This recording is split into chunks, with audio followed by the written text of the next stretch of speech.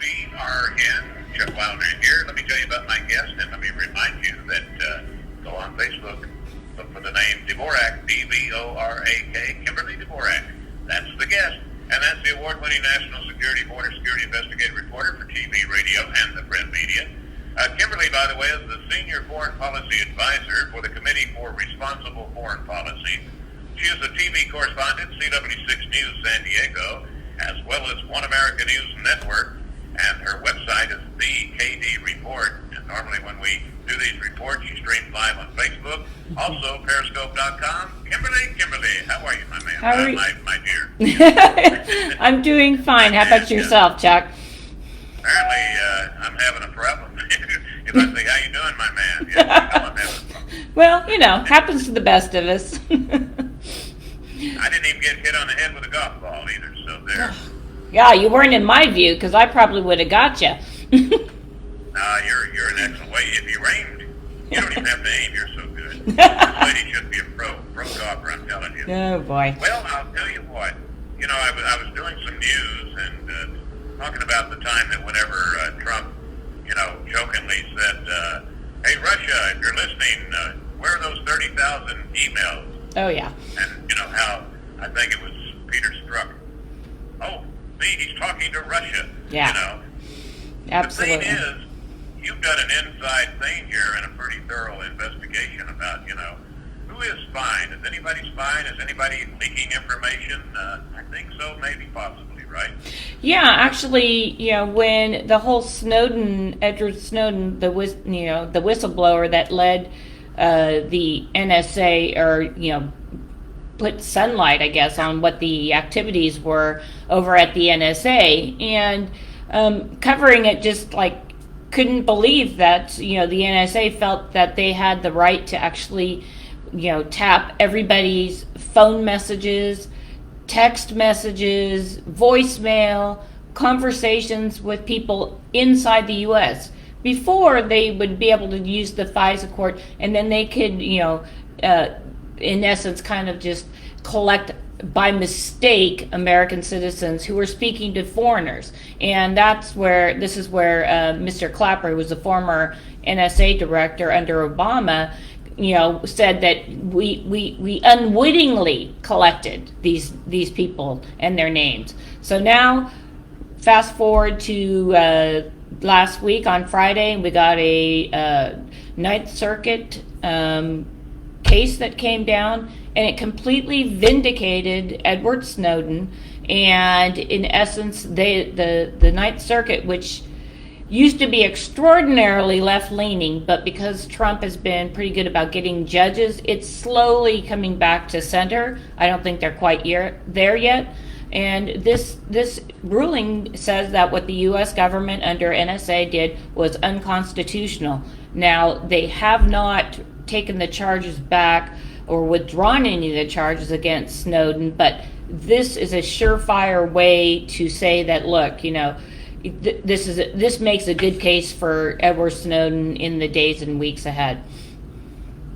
But is it 50-50 for him, Kimberly? Whether he comes back, is he going to still be taking a chance? They're going to throw the book at him? Yeah, I mean, the worm on the fish hook. Yeah, well, I mean, and this is going to be something that Mr. Snowden's going to have to contend with. He's going to have to decide if he can trust the U.S. government, in essence, to say you can come back home and reclaim your life. You'll never work in government again, I presume, but we will now recognize you as the whistleblower, which that's the reason why he came out and talked about this stuff back in 2013. And I think a lot of academics and certainly the legal community, the ACLU, we're all forward thinking on this, saying that what happened at the NSA was deeply unconstitutional, and it violates your Fourth Amendment rights. So again, we'll see what the government does here, and we'll see if moving forward, if Mr. Snowden will be able to reclaim his life, because he's currently a stateless person. And I know most people say, oh, he's in Russia, he was informing and helping the Russians, but if we go back and look at where the story actually broke, it was over in Asia, and he was trying to get into Iceland for to gain some sort of political asylum there, and they wouldn't let him get off the plane, and the plane then went to Russia. So the U.S. government, while he was traveling, took away his passport, and so he's sitting in Russia. He's not a Russian national. He hasn't signed allegiance to Russia whatsoever. But if he comes home, he's threatened with going to jail the rest of his life, or meeting the same fate that the Rosenbergs met, with the death penalty, all in an effort to to whistleblow. And in this case, the courts got it right, and they're allowing this to go forward.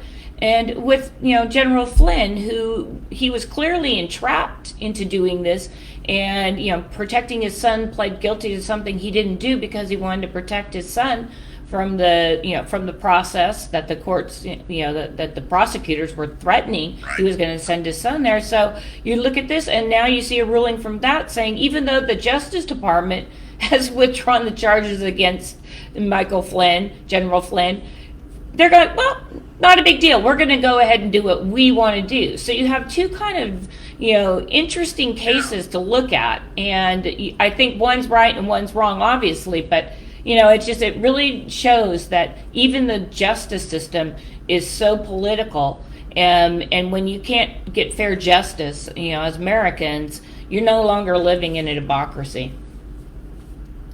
Well, and it's Snowden's probably thinking everything you just talked about right now hits it right on the head.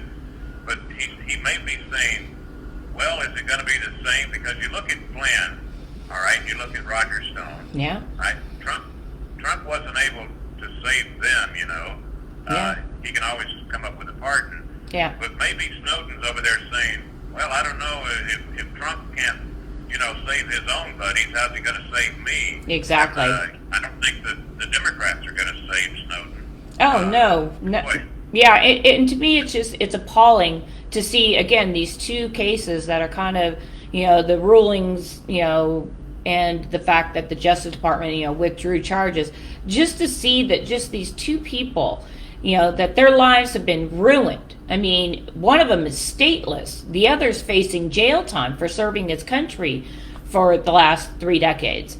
But, it's going to, I think that, if these stories get out, I really think that the American people, if they sit down, they look at it, and by this I mean the independents, who are the only ones left that are going to be swayable here in the less than 2 months, the election here, you're going to look at this, and this builds a case for why we need to have a president that really doesn't agree with what the NSA was doing back in 2013 and for however long that this process came up. And then we're going to talk about this new voting system I think after we talk here, but it just with John Brennan, the ex-CIA director, being kind of a part of this organization that's trying to change the votes for the 2020 elections in November. So I mean, you look at the intel community and you look to see how these people, kind of like Edgar J. Hoover as well, how they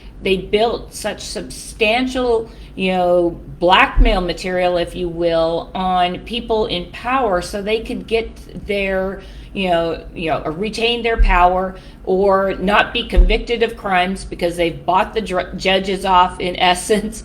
And, you just kind of start looking at it and wonder, what country are we in? Are we in Mexico, or are we in America, where this kind of stuff, just isn't supposed to happen, but happens anyway? And I think those two words, deep state, plays a very important part on everything that's happening. Yep. With the government. It's why it's important. Yeah. Yeah. So, did you want to talk about voting by mail, or did you want to talk about the riots? Yeah, I want to. We could talk about the riots on the last few minutes. I would like to talk about this because I actually just kind of, as you know, I got this to you very late last night. I just kind of have been stumbling onto some research on this mail-in voting stuff and what some of the progressives of the Democrat Party are pushing for. And they've got this now in Maine and New York City. And, most of the listeners here, if they're in California, we all know about the jungle primaries, Well, this will be a jungle primary for the actual presidential candidates, and what it does is it takes you put your candidates. If there's three choices, you list your first choice, second choice, third choice. So right off the bat, once they go to collection in and actually tallying up the vote here, the person who got third, they're eliminated from the process. However, the person that got first may not end up winning because they might have been everybody's second choice, and so that second choice will move up to the first choice. So if you look at the Hillary Clinton and Trump campaign in 2016, Hillary Clinton would be president right now under these new rules because people are going to be able to list in order what they want. And we know the result in California with these jungle primaries has been California has been ruled for the last 8 years by Democrats and Democrats alone. It's a one-party state. And this is what the Democrats are pushing for in this country. And now they've got the Maine Supreme Court that actually ruled that it was okay to do this. And in New York, of course, that's a very liberal state, so they're running that. California virtually by default, they don't have to have the jungle primary for president. It's never going to be red, I don't think. Again, they don't have to worry about it. But you're listing candidates like they're horses at the Kentucky Derby. And oh wow, yay, my first one, I made $10 on the first one, and oh man, I lost because my horse came in third. And so it's just redistributing the votes, and again, taking us farther away from the democratic process that our founders put in place very carefully, very thoughtfully, so everybody had a say, and states like New York could not dictate what happened in Wyoming.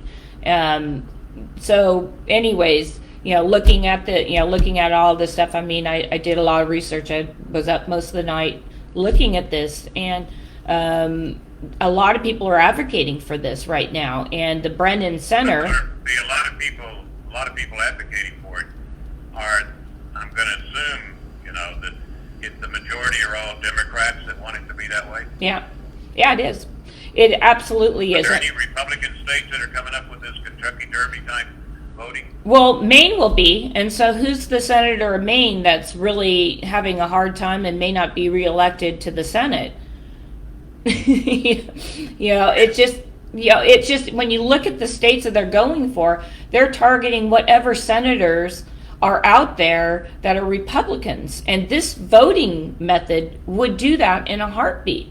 So it's something that, when you look at the Brennan Center and you see who actually, runs it, it's the who's who of the ultra left. And then, the name clearly, the Brennan Center, it has, CIA Director Brennan, he's actually given speeches there. He has a lot of connections to this facility. So again, he was the CIA director, had access to all this information. Presumably he has a, some sort of, file system, stored somewhere or on a thumb drive somewhere of all the dirt that he has on a whole bunch of people in this country that are in power. And, it's easy to get dirt on judges. It's easy to get dirt these days, especially if you're the director of the CIA and you know exactly what intelligence tools you can use to find this information or build a case by making it up and throwing the information out there and framing people, in essence, to get them to go your direction. So when I saw that John Brennan was kind of involved in this situation, I'm like, oh my God, this is dangerous. It's extraordinarily dangerous, because we know just a few months ago or a few weeks ago that Mr. Brennan was not a target of the Trump administration's looking into the FISA court abuse and that. So who if you're looking at that, he should have been the target. Most people looking into this and credible investigative journalists put him in the middle of all this. Yet the investigator, the IG that Trump appointed, said nope, he's not the target. So he came in and talked about whatever he talked about. I guess we'll hear about it sometime, probably mid-October for the October surprise. But in any event, you look at this and it's just, it's very, very scary to see that someone who used to be the CIA director can be involved in a situation where they're going to change the voting rights. And most of the states would, that are Democrat would probably go along with it. And, this is something that should require a 2/3 vote to change the Constitution. But they're trying to get around that going on this whole, living Constitution. It's a living, breathing document, so it must change. Well, the founders knew better, and it's very scary what's going on and where they're headed with this. Yeah, and if they can spy on the president of the United States, they sure the heck can spy on anybody that's decided they're going to run for an office or whatever. Exactly. What's scary to me, and after we take this short break, I believe I heard the other day that Kamala Harris was actually on the Intelligence Committee. And I thought I was going to have a heart attack, but I said, I'll wait until Kimberly comes back and I'll ask her if she would know. Kimberly Dvorak, all right.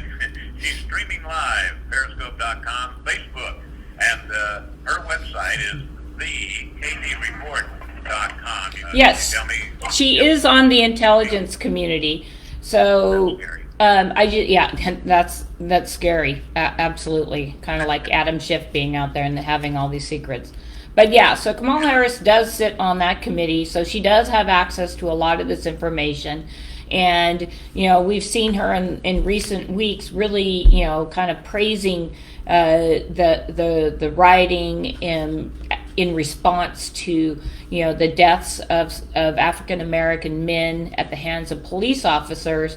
However, apparently she doesn't seem to want to look up the details as to why these, men, were, shot and killed by police officers. And we're talking sexual assault, basic, rape, spousal abuse, child abuse. I mean, these characters were doing drugs. The latest one up in Rochester, New York, he had PCP in his system, we learned this morning. So, I mean, these people weren't like the paragon of what it takes to be a good American and productive person in society, at least. Obviously it's never okay for anybody to murder anybody else. I mean, that's just, most Americans understand this. But, it just seems like that especially with Kamala Harris going out and standing with, the so-called victims in these crimes, and without even knowing anything about, what led to that point. And, she's a former prosecutor, the AG in California. She knows this. She knows better. But she's playing on racial politics because the left thinks that if this continues to Election Day, that they will win and regain the White House.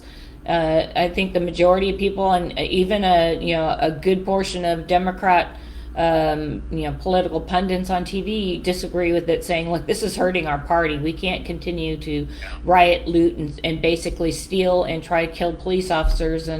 But right now, 80% of the people that are arrested in New York, this is a staggering number. 80% of the people who are murdered in New York, their cases aren't being solved or resolved. So that means 20% of people, 1 in 5. So if you murder somebody, you've got a 1 in 5 chance that you're not going to go to jail for that.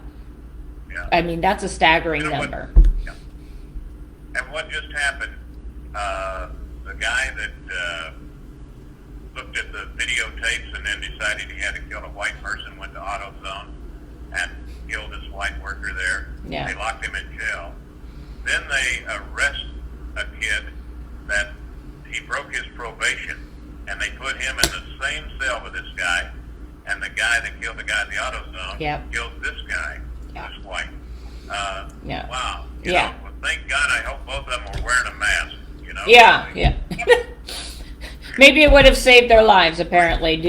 But, I mean, it's a dangerous path when politicians traffic in this type of rhetoric, kind of, trying to undercut a COVID, possible, COVID vaccine, earlier rather than later. I mean, it's very dangerous to traffic in this, and it's and it's extraordinarily sad. Especially, nobody cares about, reporting on the aftermath and going back the next day and talk to the business owners that lost their entire livelihood. They have no money in the bank to restart that. These stories are not being told. Yeah. Nothing here. Move on. Yeah. Exactly. Okay. Hey, we got to move on. Kimberly Dvorak, D-V-O-R-A-K. Get her at thekdreport.com. We'll do it again next week, Kimberly. Thank you very much. See you later. Thank you.